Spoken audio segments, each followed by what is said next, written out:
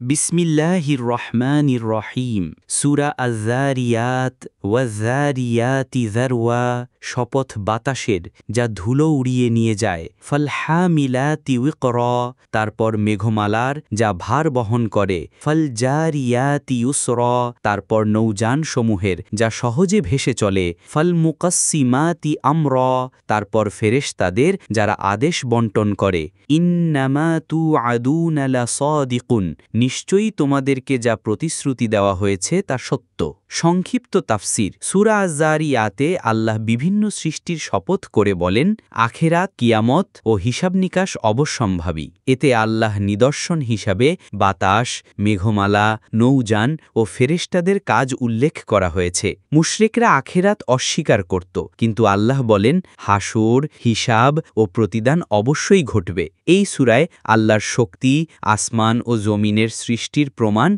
এবং নূহ, ইব্রাহিম, মূসা ও অন্যান্য নবীদের কাহিনী দ্বারা শিক্ষা দেওয়া হয়েছে। আখেরাতে মুমিনদের জন্য জান্নাত ও কাফিরদের জন্য জাহান্নামের ঘোষণা আছে। বিশেষ ঘটনা। আব্দুল্লাহ ইবনে মাসুদ রাদিয়াল্লাহু আনহু বলেন, রাসূলুল্লাহ সাল্লাল্লাহু আলাইহি ওয়াসাল্লাম আমাদের কাছে সূরা আয-যারিয়াত তেলাওয়াত করলেন। যখন তিনি আয়াত ওয়াফিস সামাই রিজকুকুম ওয়ামা তুআদুনা পাঠ করলেন, তখন বললেন, মানুষ তার রিজিক নিয়ে যতই দুশ্চিন্তা করুক না কেন, আসমানে তা নির্ধারিত। মুসনাদে আহমদ, হাদিস ৩৬০০। এ থেকে শিক্ষা, রিজিক আল্লাহর হাতে, তাই মানুষকে আল্লাহ ওপর ভরসা করতে হবে এবং হালাল উপায়ে রিজিক অর্জনে চেষ্টা করতে হবে।